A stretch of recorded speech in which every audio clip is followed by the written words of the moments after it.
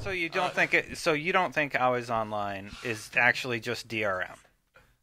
I mean, if it was just DRM, that'd be just crazy. Well, then why, I can understand everybody getting very, very, very upset. Then why do you only need to connect once a day?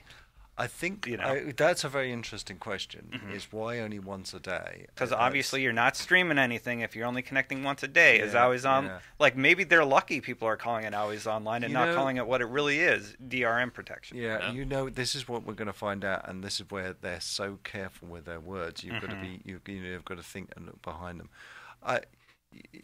Even if you go once a day, I'm sure the hackers could get around that. Oh yeah, and that would be fairly easy to get around.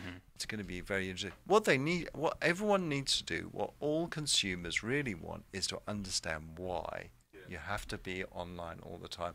What are the benefits? What do I get out of it? And how does it make my gaming better? And if they just faced up and addressed that, then I don't think anyone would have an issue. But at the moment, Always Online equals DRM, which is no one wants at all.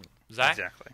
You said that assets can be, like, for an Always Online game. Yeah. Assets get that mic nice and close, Zach. Thank assets can be from the server streamed to the console, right? Meaning they're not on the disc. Yeah. Now, say they don't have to do that anymore. They just, it is an online-only console, and they do get to stream that. Yeah. Does that result in a higher graphic fidelity due to that, or does anything suffer? I mean, this is me just kind of making this up on the spot, but when you think about, what I'd love is a truly open world. Yeah. I'd love a world that I could go around and explore. The difficulty is we are gamers and we chew through content at an amazing speed. We can, it's great that you play Fable for 400 hours, by the way. We never thought people would play it for that long. But if we make something these days, the sort of length of experience we're making is probably about 12 hours for a game. If that, it's coming down. And part of that problem is that we are forced to make everything for release. Now, if you can, continue making stuff after release, and instead of it being on a data disk, it is streamed down. You're suggesting the merging of physical releases and DLC. Am I correct? Well, a blurring of those lines.